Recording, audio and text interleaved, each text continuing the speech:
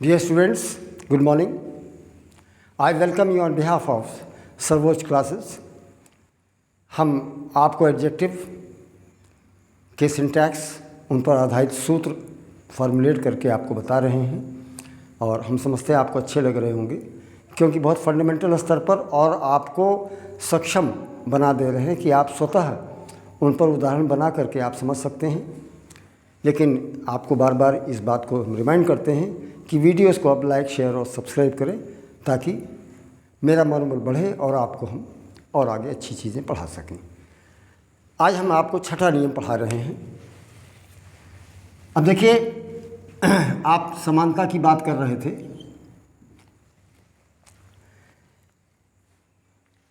जब एक ही गुण दो व्यक्तियों में समानता का भाव दिखाना है तो दोनों तरफ एज लगा देते हैं, पॉजिटिव डिग्री एडजेक्टिव लगा देते हैं। और अगर असमानता where there is a question of dissimilarity of any quality or epithet between two elements, persons or things, वहाँ एज पहले वाला जो एज आता है क्रम में, उसको हटा के नॉट सो लगाते हैं। यही उसमें एक कॉम्प्लिकेशन है। बाकी जो सूत्र उसमें है चौथे में, वही पाँचवें में है। अब हम छठे पर आते हैं। गौर कीजिएगा, ये बहुत ही महत्वपूर्ण बात है। कभी कभी ऐसा भी होता है कि एक ही व्यक्ति में, ध्यान दीजिएगा, कभी कभी एक ही व्यक्ति में दो गुण हो और दोनों गुण की विद्यमानता इस प्रकार है कि बाद वाला गुण ज़्यादा अधिक है, कम वाला पहले वाला कम है। जैसे वह लंबा से कहीं अधिक ताकतवर है। अब देखिए, एक ही व्यक्ति में ताकतवर का तत्व ज़्यादा है, लंबा उसकी तुलना में कम है, गौड़ है। तो जब ऐसे ये सब करेक्शन आते हैं आपके सिंटैक्स के रूप में, और सिविल सर्विसेज में, आईएएस में आते हैं, तो हमने उस पर सूत्र बनाया। यद्यपि किताबों में ये सब चीज़ें नहीं दी हैं, लेकिन हमने उसको आपको प्रैक्टिकली बहुत व्यवहारिक बना दिया सूत्र बना करके। अगर कह दें कि गुप्त काल, ध्यान दीजिएगा, गुप्त काल संपन्न से कहीं अधिक एकीकृत था। तो एकीकरण का भाव अधिक है, संपन्न का भाव उसकी तुलना में गौड़ है। अब दोनों अलग अलग एलिमेंट्स हैं, उनकी तुलना नहीं की जा सकती, लेकिन वो गौड़ और प्रमुख के सेंस में है। और जैसे कह दिया कि वह परिश्रमी से कहीं अधिक ईमानदार है, तो ईमानदारी के तत्व दैट डोमिनेट्स परिश्रम की तुलना में। तो ऐसी बात, ऐसी स्थिति में जब एक ही तत्व में दो गुण हो और दोनों में से बाद वाला गुण की विद्यमानता अधिक हो, उस आशय से किस प्रकार हम कहते हैं, ये हम आपको बता रहे हैं।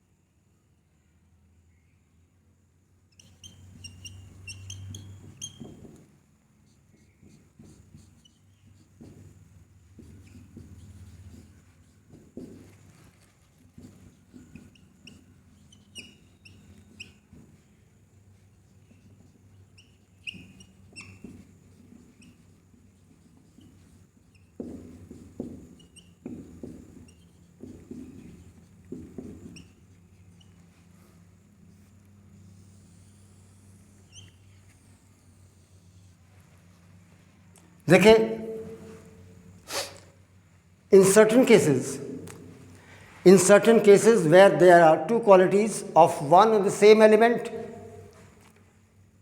in such a way that the latter one, बाद वाला, dominates the former one, पहले वाले की तुलना में बाद वाला आधिक्य रखता है, उसकी विद्यमानता अधिक है, तो वी एक्सप्रेस एज अंडर। यहाँ संज्ञा सर्वनाम जो भी तत्व है उसका उल्लेख होगा।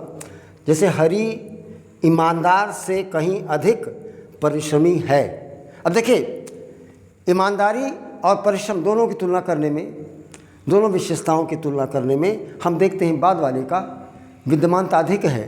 तो हिंदी में हम आप ऐसे ही बोलते हैं, और हम आप रोज़मर्रा की भाषा में मित्रों से, कक्षा में, बाज़ार में, हाट में, कहीं भी होता है, हम ऐसे ही कहते हैं, यह आम मीठा से कहीं अधिक रसीला है, रस वाला तत्व अधिक है, रस वाला गुण अधिक है, और मिठास उसकी तुलना में गौण महत्व का है। तो अब इसको जब व्यक्त करेंगे अंग्रेज़ी में, तो अब इसका सूत्र देखिए बहुत अच्छा है। ये आप नाउन प्रोनाउन तो लगा देंगे, टेंस के मुताबिक इज वॉज। अब गौर कीजिएगा, यहाँ पर हमेशा मोर लिखते हैं, उसके बाद वाले एडजेक्टिव का पॉजिटिव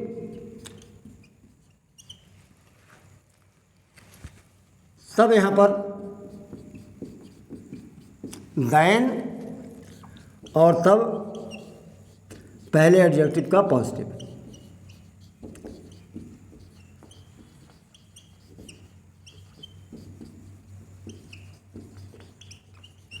अब देखिए, ये सूत्र आपका कितना ही बेहतरीन है और कितना आसान कर दिया। आप लिखने पढ़ने में इसकी कितना महत्व है। राम ईमानदार से कहीं अधिक परिश्रमी है।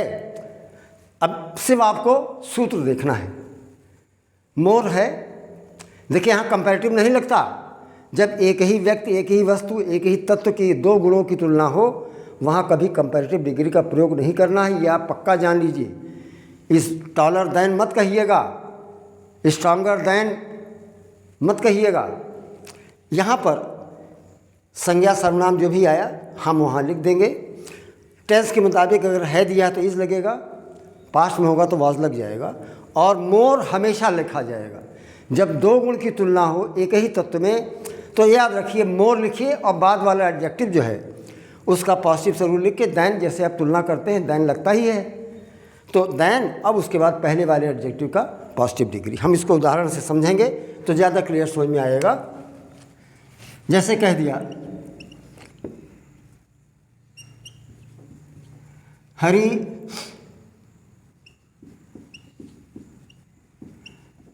परिश्रमी से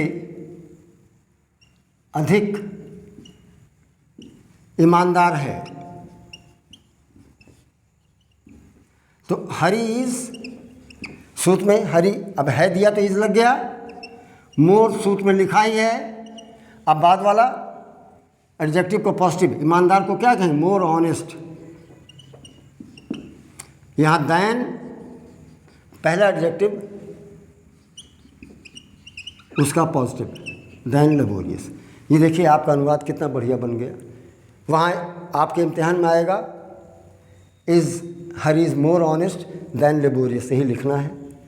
यहाँ ऑनेस्ट का कंपैरेटिव नहीं लगाएंगे, मोर लग गया, चाहे जो भी विशेषण हो, मोर से ही काम चल जाता है। एक उदाहरण और देखें,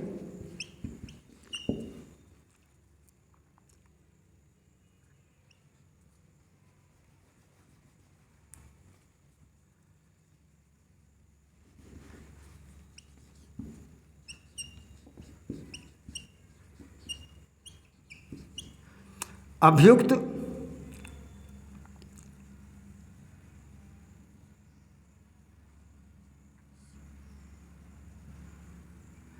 अब देखिए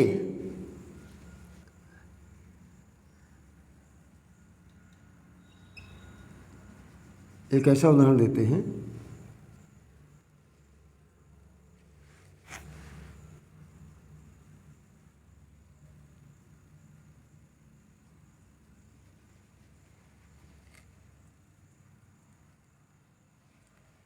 चलिए लॉ का दूसरा उदाहरण देते हैं।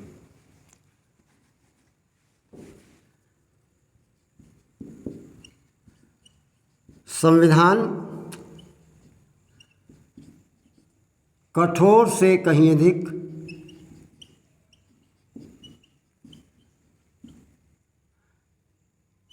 लचीला है।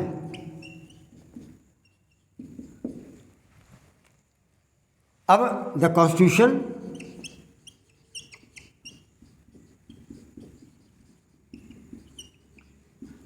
इज मोर, बाद वाला क्या है? लचीला, इसका फ्लेक्सिबल, देन रिजिड। कठोर क्या कहेंगे? कठोर को रिजिड कहते हैं, हार्ड मत कहिएगा। तो अब ये आपने देखा जो बाद वाला एडजेक्टिव है उसके पॉजिटिव के पहले मोर लग जाता है, और ये पहले वाला एडजेक्टिव जो है उसका positive degree. The constitution is more flexible than rigid. एक उदाहरण और देखिए, वह गरीब से कहीं अधिक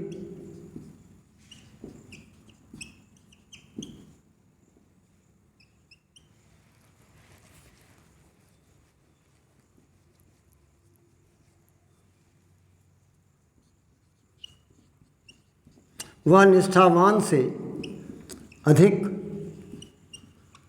गरीब है। ये आपने देखा, तो ही है दिया तो इज लग गया।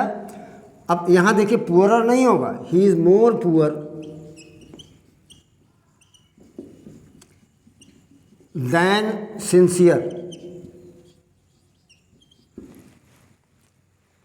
देखिए दोनों गुण में इस गुण की विद्यमानता अधिक है, तो हमने उसको लिखा है और उसको पॉजिटिव डिग्री के पहले मोर का प्रयोग कर दिया, देन लगा और पहले वाले एडजेक्टिव का पॉजिटिव।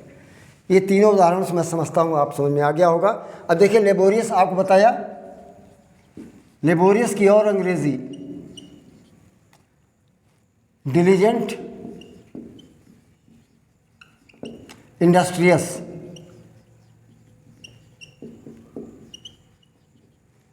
ये परिश्रमी है,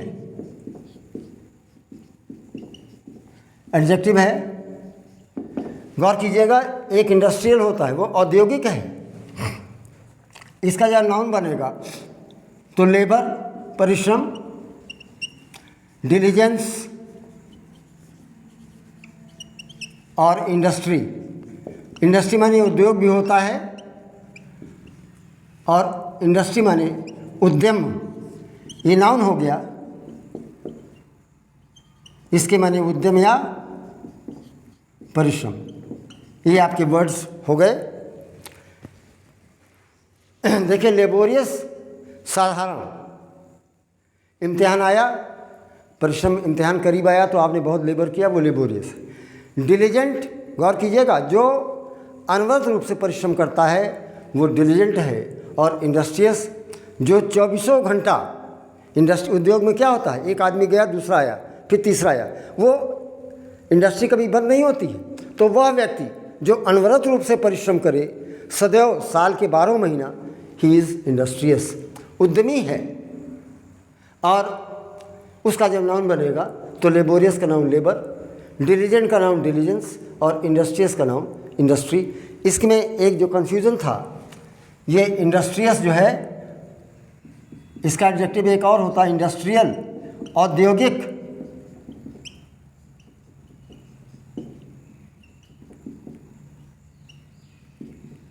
ध्यान दीजिएगा, ये इस तरह के वर्ड्स आईएएस में बहुत आते हैं कि वाक्य बनाइए इंडस्ट्रियस और इंडस्ट्रियल में अंतर करें, तो आपको वाक्य बना के बताना है कि इंडस्ट्रियस माने होता है उद्यमी और इंडस्ट्रियल माने होता है औद्योगिक, उद्योग से संबंधित। ये मैं समझता हूँ आपको छठा नियम समझ में आ गया होगा।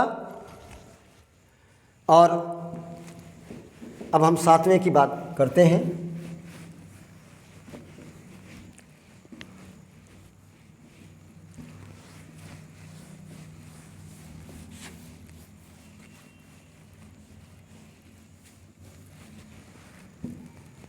देखिए 7वां भी बहुत ही अपने आप में महत्व रखता है।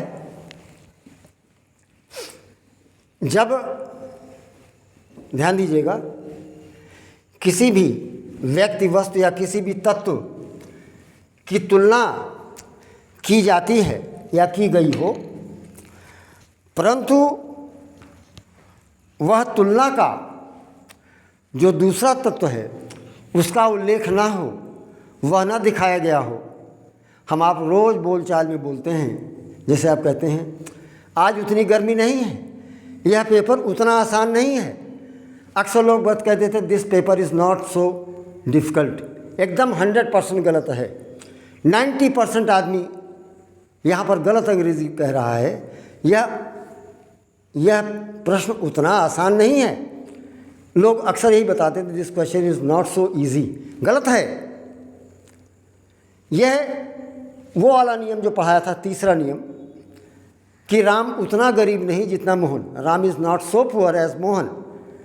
उसी के भ्रम में जब उसने दो तत्व दिए हैं तब एक गुण की असमानता दिखाना तो नॉट सो लगता है, लेकिन यहाँ पर तो एक ही व्यक्ति है और उसकी तुलना जो की गई है वो समाज के मानित मापदंड से किया है।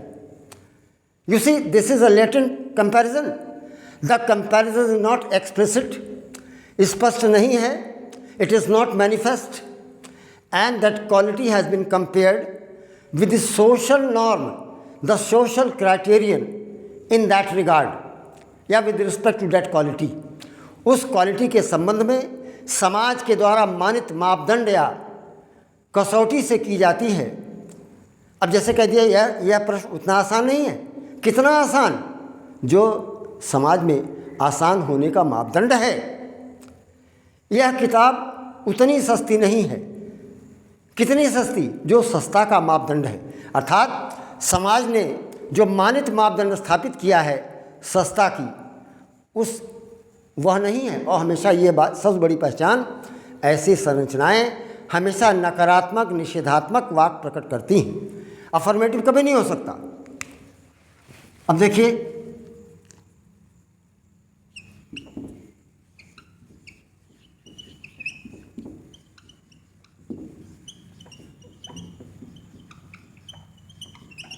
in certain cases where there is delineation of any quality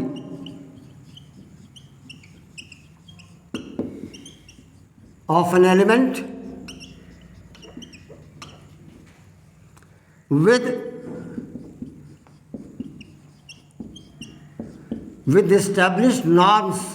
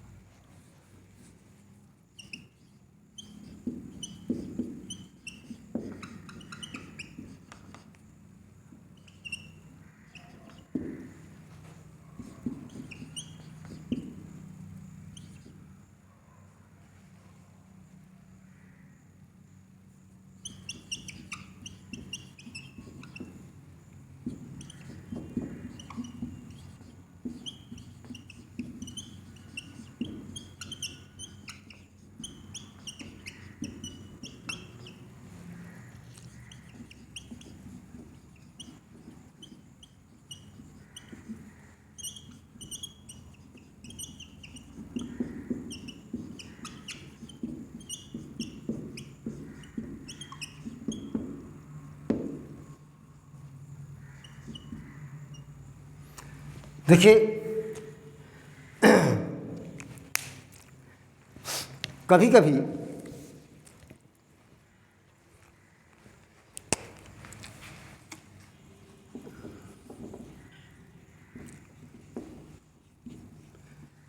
एक ही तत्व के किसी गुण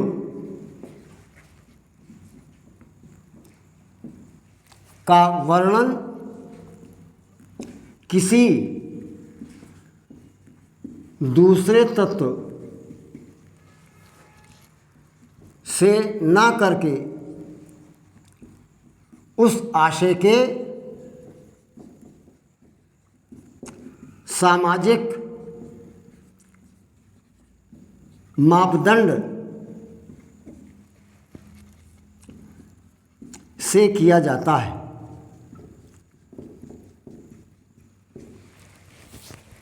ऐसी संरचनाएं सदैव नेगेटिव रहती हैं।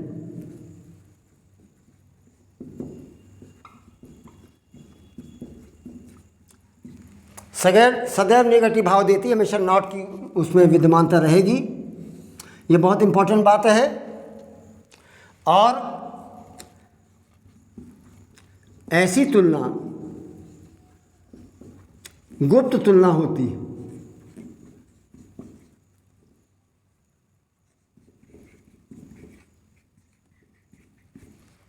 ये बहुत इंपॉर्टेंट बात है कि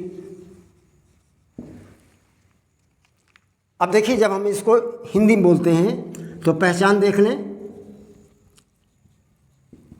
ये तो तत्व का नाम है, व्यक्ति हो, वस्तु हो, जो भी है। अब उतना, उतनी, अब ये एडजेक्टिव होगा, यहाँ हमेशा नहीं आ जाएगा।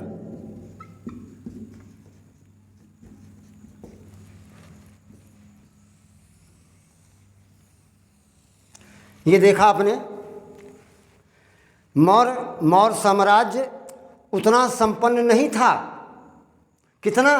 जो संपन्नता का उस काल में जो स्थापित मापदंड था, जो सामाजिक मापदंड था, the societal norm that existed in those days, in that era, in that period, वह गुप्त मौर्य काल में नहीं था।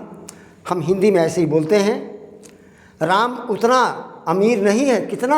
जो अमीरी का मापदंड है, वह मापदंड जो समाज ने अमीरी का निर्धारित किया है, वह अमीरी उसके पास नहीं है। हम आप हिंदी में ऐसे ही बोलते हैं, अर्थात राम के अलावा अन्य कोई व्यक्ति नहीं है, बल्कि समाज में अमीरी का जो मापदंड है, जो सोसाइटल नॉर्म है, जो सोसाइटल क्राइटेरिया है, हम उससे तुलना करते हैं। और इसीलिए ऐसी कंपैरिजन को लेटेंट कंपैरिजन कहते हैं, जिसमें दूसरा व्यक्ति का अभाव रहता है, दूसरे तत्व का अभाव रहता है।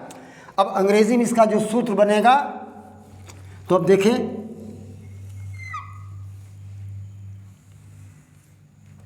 ये सूत्र अंग्रेजी का है, बहुत अच्छा है, आपको अच्छा लगेगा।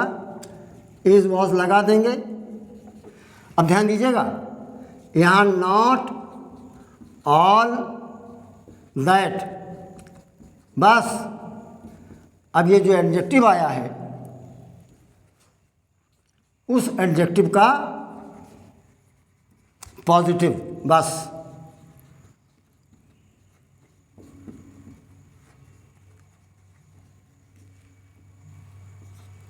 हम समझते हैं आपको क्लियर हो गया होगा।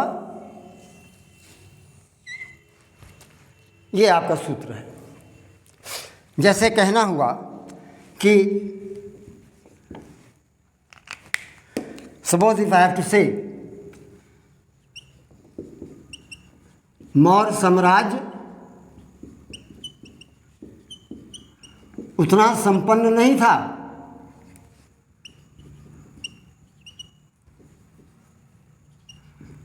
द मौर्यन एम्पायर, अब था है तो वॉज लग जाएगा। नॉट ऑल दैट, यही सब आपको सूत्र हैं, आपको रटने हैं भैया। वॉज नॉट ऑल दैट, अब संपन्न की अंग्रेजी प्रॉस्परस, एफ्लुएंट। ये देखा आपने, ये इस सूत्र पर रखने पर कितना आसान हो गया है। तात्पर्य यह है कि जब किसी मामले में एक ही व्यक्ति, वस्तु या किसी भी तत्व के एक गुण की तुलना की जाए, है तो देखिए, है तो कंपैरेटिव, है तो कंपैरिजन, लेकिन तुलना किसी अन्य व्यक्ति से करके ना करके, किसी अन्य साम्राज्य से ना करके, किसी अन्य वस्तु से ना करके, बल्कि समाज में उस क्षेत्र में जो मानित मापदंड है, द एस्टैब्लिश्ड सोसाइटल नॉर्म और द क्राइटेरिया, हम उससे तुलना जब करते हैं तो ऐसी तुलना को गुप्त तुलना कहते हैं। That is known as latent comparison. And the second element, जो दूसरा तत्व है, दैट इज़ नॉट एक्सप्लिसिट, वो स्पष्ट नहीं रहता। तो ये सूत्र आपको हिंदी में बोलचाल की भाषा में हम ऐसे बोलते हैं, अंग्रेजी में उसको बस संज्ञा सर्वनाम जो उसको लिखिए, टेंस के मुताबिक इज वॉज लगाइए, नॉट ऑल दैट आपको हमेशा रटी लेना है इसको, जो एडजेक्टिव उसको पॉजिटिव लगा दिए, बस हो गया। इस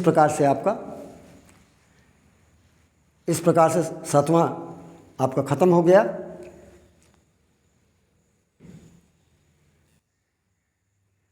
एक एग्जाम्पल और देख लेते हैं सातवें नियम पर। जैसे कह दिया कि माधुरी उतनी सुंदर नहीं है,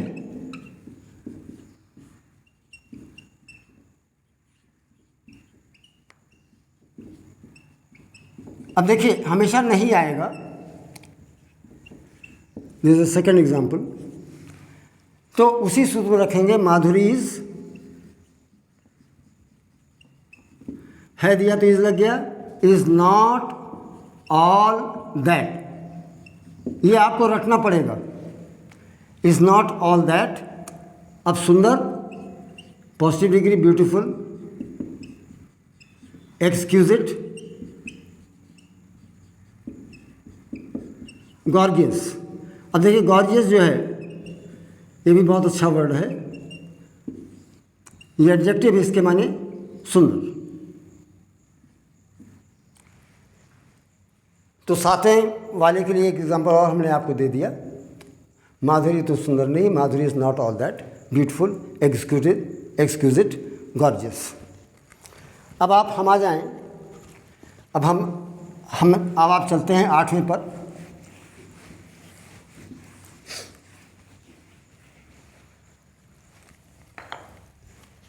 आठवां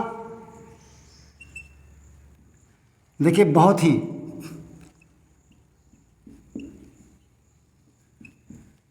सबसे इम्पॉर्टेंट है एडजेक्टिव का। पहले पूरी बात समझ लीजिए। कभी कभी ऐसी स्थितियां बनती हैं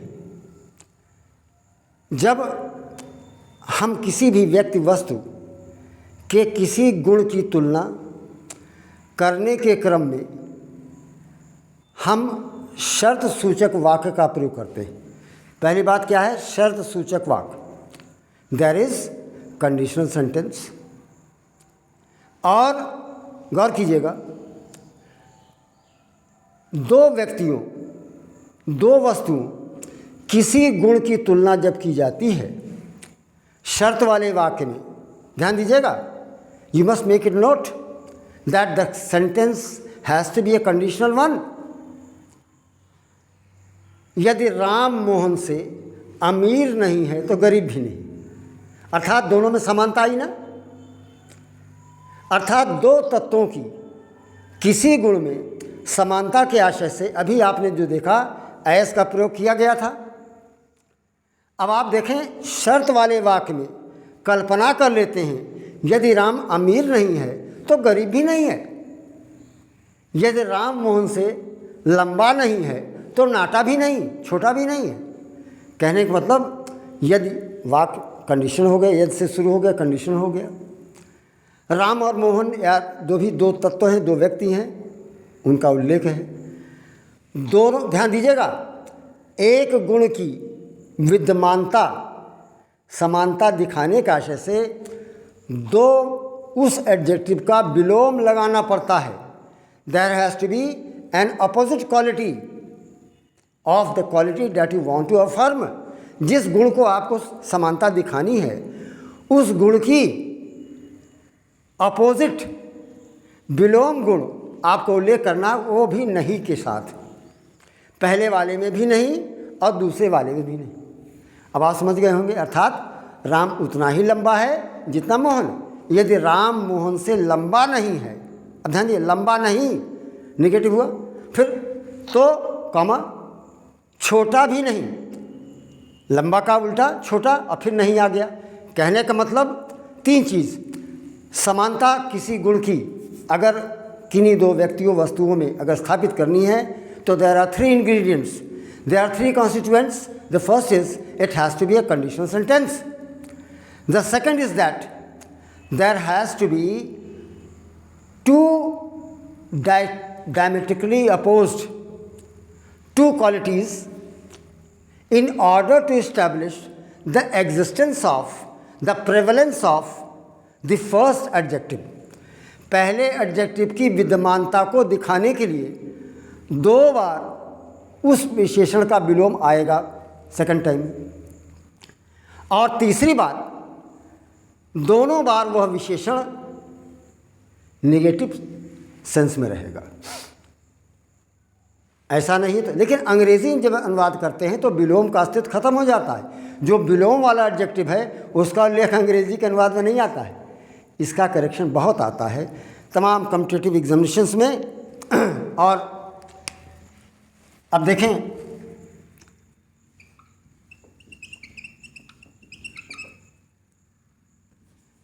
in certain cases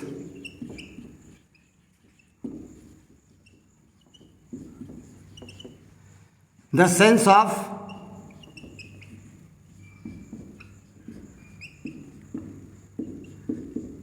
similarity of any quality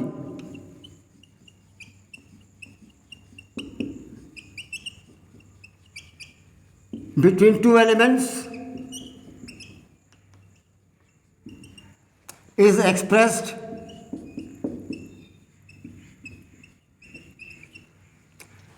by using अब पहला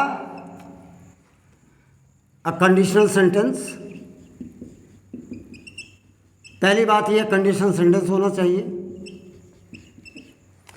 दूसरी बात होनी चाहिए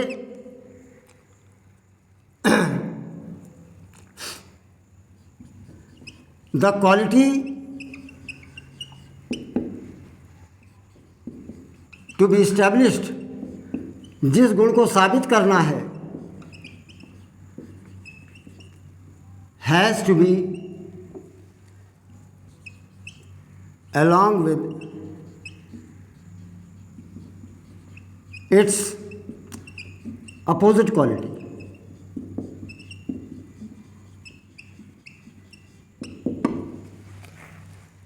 वह क्वालिटी जिसको आप साबित करें, जिसको इस्टेब्लिश करना चाहते हैं, हैज़ टू बी अलॉन्ग, उसके साथ में अपोजिट क्वालिटी भी होनी चाहिए। और तीसरी बात, both the qualities, both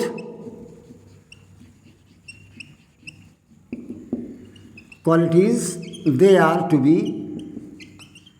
negative. ये सबसे बड़ी बात है।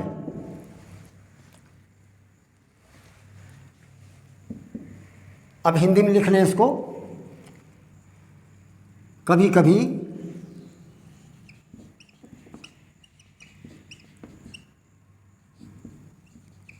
एक ही गुण की को 2 तत्वों में समानता के भाव के लिए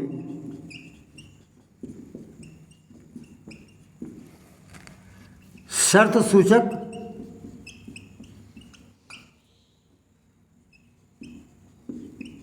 संरचना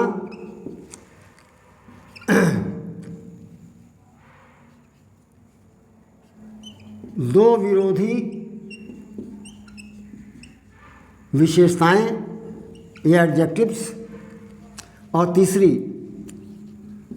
दोनों के साथ नहीं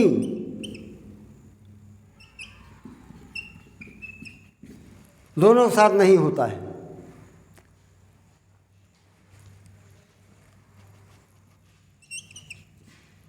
के माध्यम से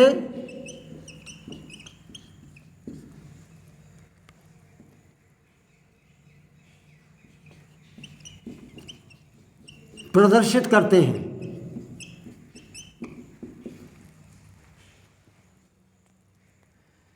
कभी कभी एक ही गुण को 2 तत्वों में समानता के भाव के लिए फला फला शर्तसूचक संरचना, 2 विरोधी एडजेक्टिव और दोनों के साथ नहीं के द्वारा के माध्यम से प्रदर्शित करते हैं।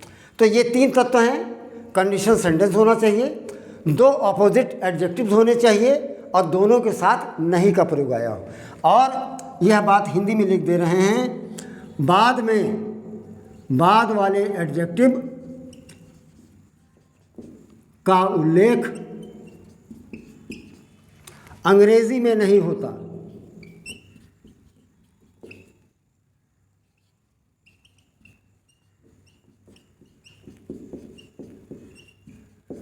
ये सबसे बड़ी बात है कि जो बाद वाला एडजेक्टिव है वो अंग्रेजी के अनुवाद में नहीं आता है।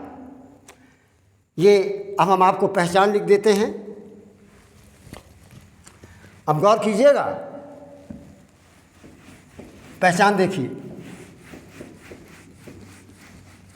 मुझे बड़ी प्रसन्नता है कि इतने बड़े कॉम्प्लिकेटेड और पेचीदे संरचनाओं को हम आपको सूत्र बना डाले हैं और सूत्र के माध्यम से आपको सिखा रहे हैं। देखिए, पहचान बोलचाल की भाषा में हम इस तरह बोलते हैं, यदि अब पहला वाला तत्व व्यक्ति वस्तु, यदि राम, अब इधर देखिए दूसरा वाला तत्व प्लस से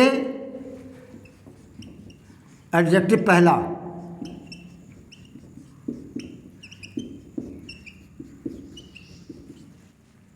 अब यहाँ पर तो अब ध्यान दीजिएगा, पहले एडजेक्टिव का विलोम,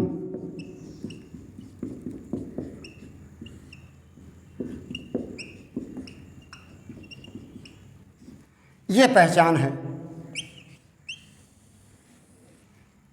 सियावर रामचंद्र की जय, कितना बढ़िया है। यदि मौर्य साम्राज्य गुप्त साम्राज्य से संपन्न नहीं था तो दरिद्र भी नहीं या गरीब भी नहीं, तो संपन्न का उल्टा गरीब, विपन्न।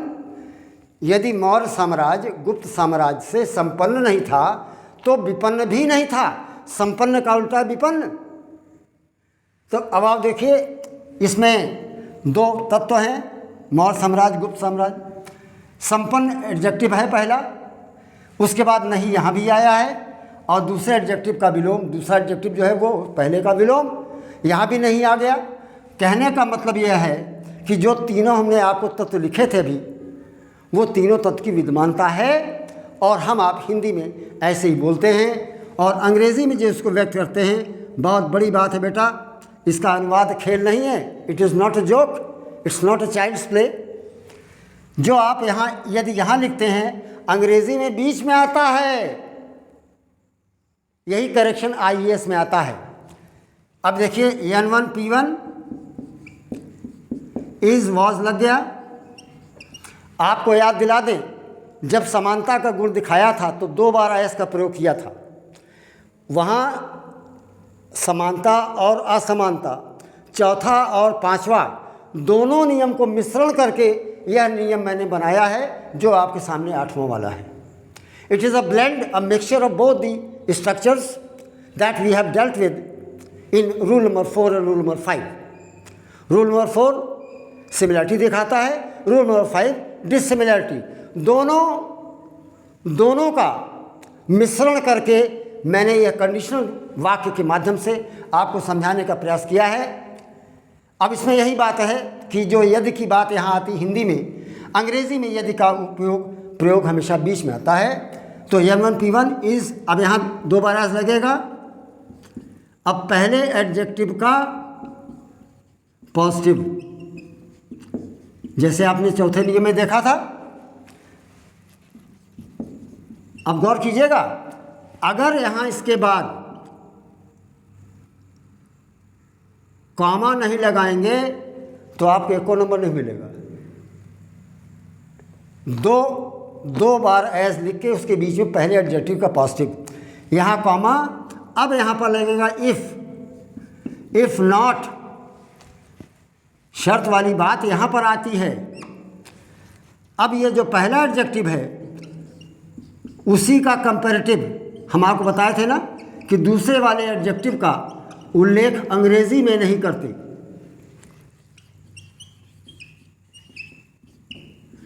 यहाँ दैन लग जाएगा। अब यहाँ पर N2P2। अब आपने देखा कितना इम्पॉर्टेंट और कितना कॉम्प्लिकेटेड है यह संरचना। देखिए दूसरा एडजेक्टिव है जो विलोम वाला है, उसका उल्लेख अंग्रेजी के अनुवाद में नहीं करते। That is deleted and the condition that is expressed in Hindi, in spoken Hindi, that is not mentioned at the starting, that always comes in between the sentence. वाक्य के बीच में आता है इफ का प्रयोग। और हमने आपको बताया था चौथे और पांचवें नियम का दोनों को मिला के मैंने सूत्र बनाया है।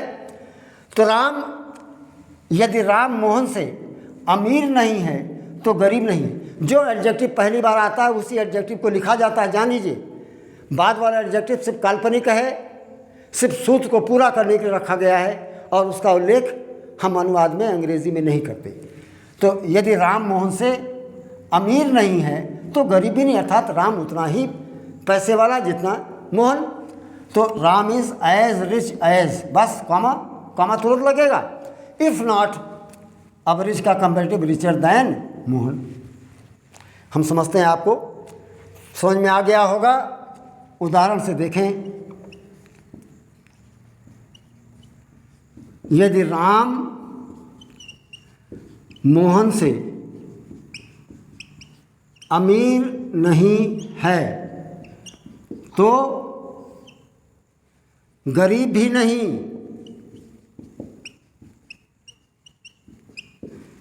इस तरह हम आप हिंदी में बोलते हैं। तो अब देखिए इसी में रखेंगे, राम पहला है तो राम इज है दिया तो इज लग गया।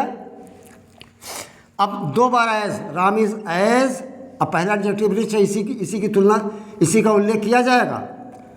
Ram is as rich as. अब सूत्र में कॉमा लगा देंगे आप। इफ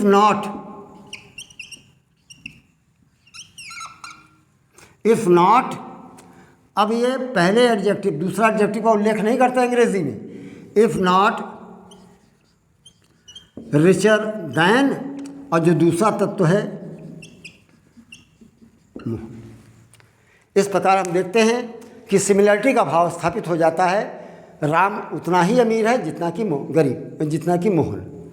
गरीब वाला हम सिर्फ एक सिमिट्री के लिए, सामंजस्य के लिए उसका विलोम लिखते हैं, लेकिन अंग्रेजी व्यक्त करने में हम गरीब का उल्लेख नहीं करते। जो विशेषण पहले आता है उसी विशेषण का उल्लेख एक बार पॉजिटिव में और दूसरी बार उसका प्रयोग कंपैरेटिव में।